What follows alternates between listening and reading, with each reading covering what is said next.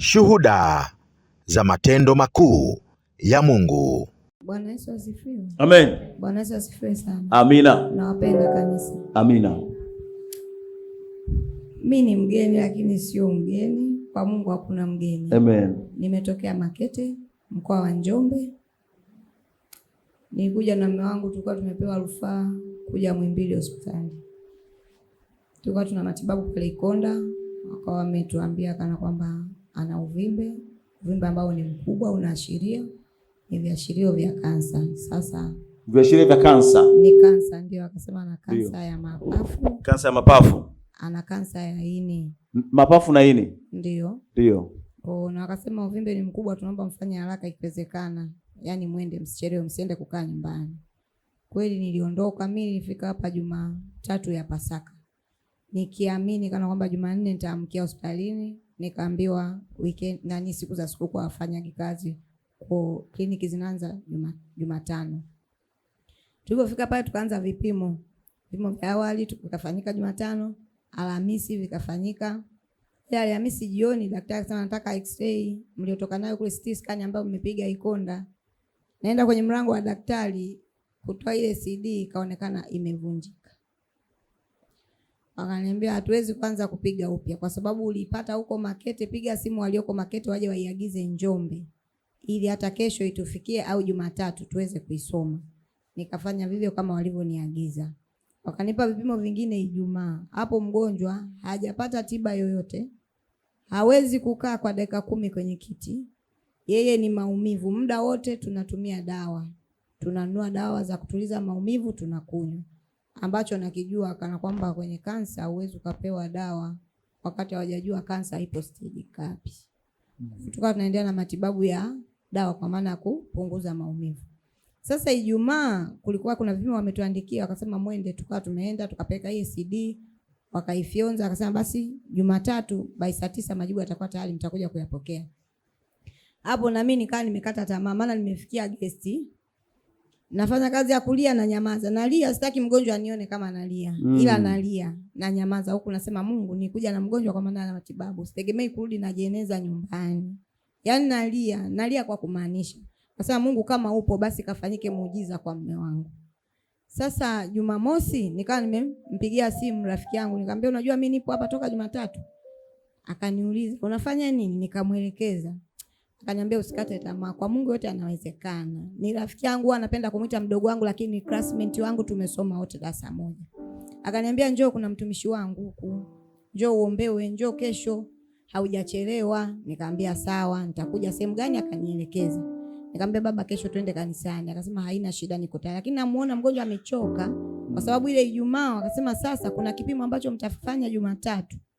Tutampa dawa. Ijumaa asile, Jumamosi asile, Jumapili asile, Jumatatu tutaingia na hicho kipimo.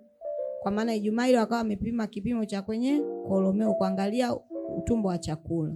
Lakini Jumatatu tutapima kipimo kwa njia ya haja kubwa, kupima kuangalia, ina maana tuingize hicho kipimo tukate vinyama. Tupike kwa maana kufanya vipimo vya kansa. Hiyo kansa ipo stage namba ngapi? Mimi nilichokuwa naomba, nasema tu Mungu, naomba ipatikane stage yoyote lakini ambayo ina uwezekano wa kumponya huyu mtu akapona, yani atibiwe apone. Mbona watu wanachomelewa mionzi wanapona? Ndio imani niliyokuwa nayo. Sasa yule dada alivyoniambia hivyo, kwa hiyo Jumapili nikawa nimefika. Kwa bahati mbaya nikawa nimechelewa kidogo, tumeingia muda wa saa 5. Kwa hiyo tukakaa pale, mtumishi anatuliza. Mmempokea Yesu? Tukamwambia ndio, sisi tumempokea Yesu. Akamwambia sawa, mbarikiwe. Namtumia message yule rafiki yangu, mbona natamani yani mume wangu alau atoke pale alipokaa aje ashike pindo la mtumishi tu apate kupona. Nikawa nimemkumbuka yule mwanamke aliyegusa pindo la Yesu akapata kupona. Yani aguse tu pindo la mtumishi. Lakini naendaje pale? Nikienda pale wataniona kama kichaa, watakuja kunitoa. Hebu ngoja nikaka. Nitumia message akamwambia subiri mtumishi atakapokuwa anatoka utaenda pale mlangoni ukazungumze naye. Kweli namshukuru Mungu, nikaenda mlangoni pale tukazungumza na mtumishi. Akaambia kaka, hauna kansa kuanzia sasa. Natamka nasema hauna kansa kuanzia sasa. Akaambia tunapokea kwa imani, tunaamini hivyo. Basi tukaondoka. Sasa Jumatatu tumeenda kule Muhimbili kwenye matibabu. Kile kipimo wakawa wamemuingiza, wamepima kule ndani, maana wakawa wamempa nusu kaputi. Sasa mgonjwa anakuja kupata fahamu, wanamuuliza, hivi ulikuwa unaumwa nini? Umekuja huko unaumwa nini? Ina maana hata kinyama hawajakata. Mgonjwa anamwambia mimi sielewi ninachoumwa. Anayejua ninachoumwa ni mke wangu. Mimi nimepewa tu rufaa kutoka huko, wamesema tuje huko kwa sababu nina matatizo ya habari zingine mimi sijui, mke wangu ndo anaweza kujibia nini kinachonisumbua.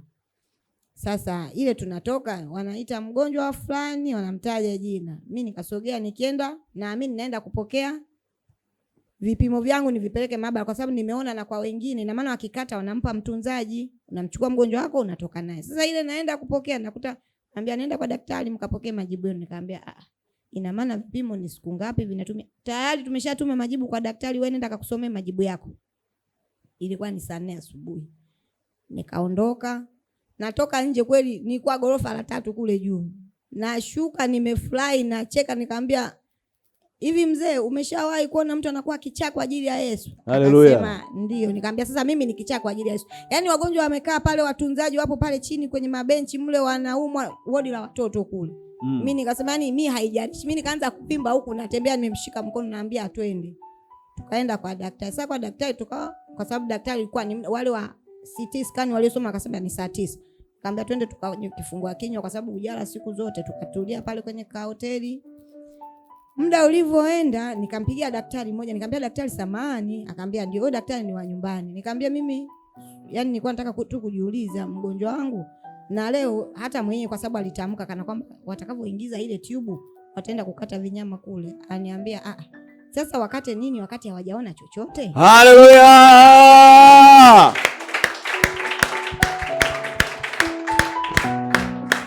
Majibu yakaya amenipa amani ya moyo, kana kwamba hawajaona chochote. Hata yeye anasema mimi nimejua hawajaona chochote kwa sababu madaktari kule ndani wamegongana vichwa wenyewe, wananiuliza mimi mgonjwa unaumwa nini. Nilipotoka nyumbani na wananiingiza mle mpaka wananipa zile dawa, walikuwa wanajua naumwa nini. Imekuwaje wananiuliza tena mgonjwa kana kwamba naumwa nini? Mimi sijawajibu, sana mwenye majibu ni mke wangu. Sasa ilipofika saa 9 hiyo nikasema ngoja tukapokee majibu kwa daktari. Tukaenda akasoma, akaanza kusoma ile CT scan sasa tuliotoka nayo Makete.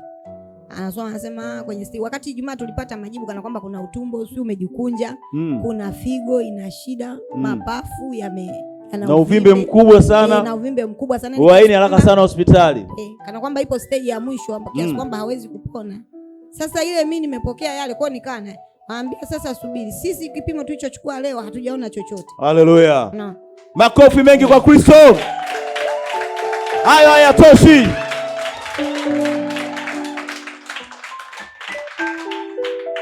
Wakasema hiki kipimo hatujaona chochote. Ndiyo. Sasa nikamwambia sawa. Akaambia sasa ina maana mpaka saizi pale Muhimbili wanachokitumia ni kipimo nilichotoka nacho Makete, ambacho kile kilionyesha kansa. Ambacho kilionyesha kansa, na wakati mgonjwa wangu hajapata kuombewa.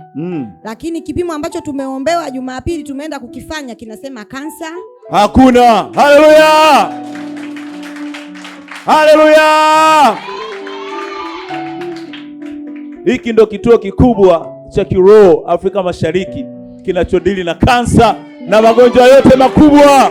Haleluya. Sema Yesu, nakupenda. Haleluya. Haleluya. Kwa kweli tuna kila sababu kumshukuru Mungu, kumwambia Mungu asante kwa namna anavyotupigania. Sasa hivi watu wanakufa, ukiambia una kansa tujue unakufa. Afu yani viashiria vyote ni stage ya mwisho, sio uvimbe mkubwa, kila kitu. Mzee alikuja amechoka sana, akufanyiwa matibabu yoyote. Mwambie mwenzio akufanyiwa matibabu yoyote. Bali alikutana na dokta aliyeinuliwa na Yesu. Dokta Kashilila akatamka neno. Walipokwenda hospitali wakachanganyikiwa, madokta wamechanganyikiwa, anamuuliza wewe unaumwa nini? Nyinyi ndio wenye vipimo mmepima, na vipimo si vya Makete huko mnavyo, si vya wapi mnavyo, vya Njombe vinaeleza kansa. Wewe unasema mimi naumwa nini? Sisi kazi yetu kuwachanganya madokta. Tunamchanganya shetani, anachanganyikiwa. Haleluya. Mzee njoo bwana, hebu piga kidogo muziki. Miziki. Mizi wewe, hapo hapo. Tucheze kidogo mzee wangu. Wewe. Haleluya. Haleluya. Amen, amen. Mzee. Bwana Yesu asifiwe. Umemwona Mungu? Nimemwona Mungu. Ulivyokuja kabla maombi na baada ya maombi na sasa unajisikiaje? Nimeshapona. Haleluya!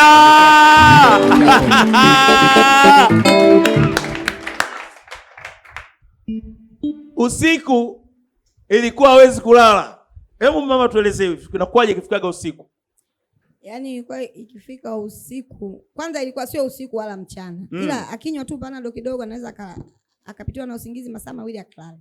Atakapoamka mnalala mmesimama. Sasa hii ilikuwa kama ni mchezo. Mimi nikificha dawa yeye anaenda kununua dawa zingine. Naye anaficha mfukoni.